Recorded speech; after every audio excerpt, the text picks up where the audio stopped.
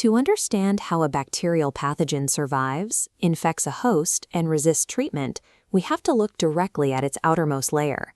This physical envelope is the primary interface that determines the clinical outcome of an infection. Looking at these surfaces under an electron microscope, we can see they are covered in specialized extracellular structures. In medical microbiology, we categorize all clinically important bacteria based on a specific structural dichotomy found within this outer envelope. This taxonomy chart illustrates the central split under rigid cell walls. Bacteria diverge into two main branches: monoderms, commonly known as gram-positive bacteria, which feature rigid, simple walls, and diderms, or gram-negative bacteria, which rely on a more complex dual membrane system. Examining these two architectures molecule by molecule reveals exactly how bacteria interact with their hosts, how they resist antibiotics, and how clinicians identify them in diagnostics.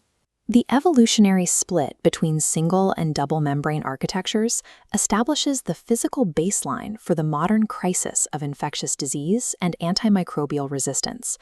All cellular life shares a universal baseline, the inner cytoplasmic membrane. This is a phospholipid bilayer stabilized by hydrogen bonds and cations like magnesium and calcium. This cross-section shows the monoderm architecture. Above the thin blue cytoplasmic membrane sits a thick, rigid peptidoglycan wall. Zooming into this beige matrix, we see a multi-layered woven structure built from sheets of alternating modified glucose residues, specifically N-acetylglucosamine and N-acetylmuramic acid. These glycan sheets achieve immense tensile strength because they are structurally locked together by tetratreptide crosslinks. These are short chains of amino acids that snap between the sugar blocks to form a rigid grid. Embedded within this wall are teichoic acids, visible here as orange vertical pillars. The chemical diagram shows these as repeating polymers of glycerol or ribitol.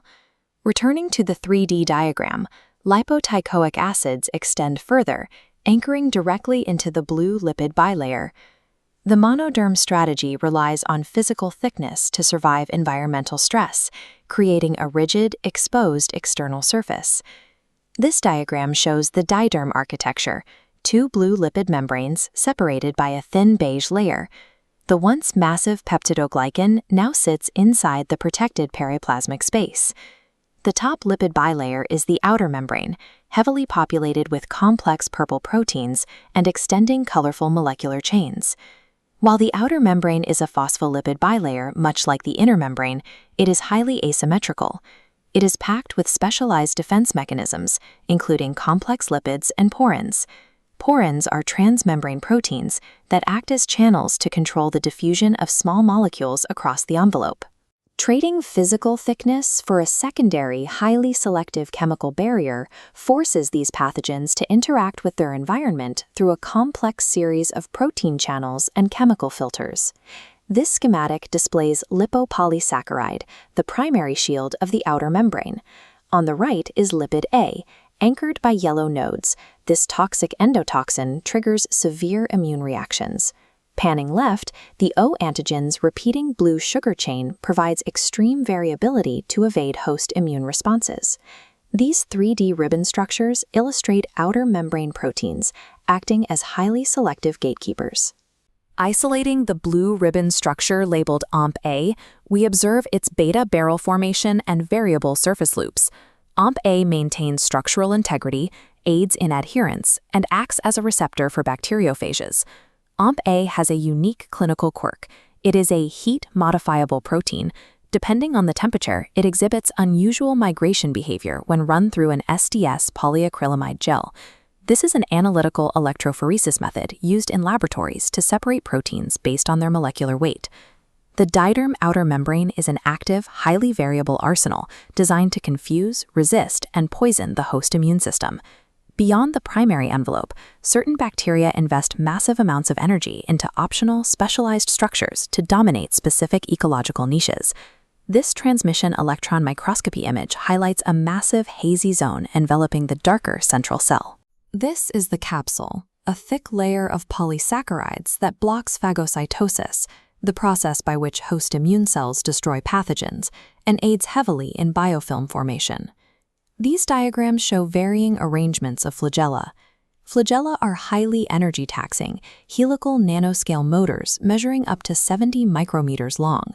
They are essential for chemotaxis, which is the movement of an organism in response to a chemical stimulus in a fluid environment.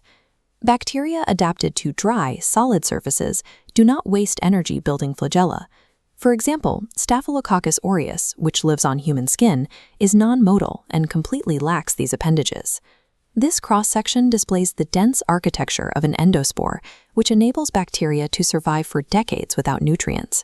Reading from the inside out, we see the central DNA-protecting core, surrounded by a peptidoglycan cortex, the spore coat, and finally the outermost exosporium layer. These auxiliary structures provide pathogens with the ability to swim through immune defenses or lie completely dormant, surviving intense heat, radiation, and chemical disinfectants. This schematic compares the simplified gram-positive thick wall on the left with the gram-negative double membrane on the right. Studying these nanoscale differences is the direct foundation of clinical treatment. These architectures drive antimicrobial resistance. The gram-negative outer membrane acts as a physical barrier that blocks many large or hydrophobic antibiotics from ever reaching their targets inside the cell. The sheer physical difference in peptidoglycan thickness between the two types allows us to directly diagnose infections using the classic gram stain technique. The highly variable surface structures, like the LPS-O antigen and polysaccharide capsules, serve as the exact molecular targets used in modern rapid diagnostics, such as lateral flow and ELISA assays. An ELISA assay is a plate-based laboratory technique designed to detect and quantify peptides, proteins, and antibodies. Advanced laboratory techniques like MALDI-TOF mass spectrometry rely entirely on identifying the unique protein signatures embedded directly within these specific envelope structures. MALDI-TOF is an analytical technique that measures the mass-to-charge ratio of biological ions to instantly identify specific molecules.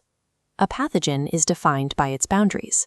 The bacterial cell envelope acts as the physical interface where medicine meets infection, determining which antibiotics can reach their target and which diagnostic tests will identify the threat.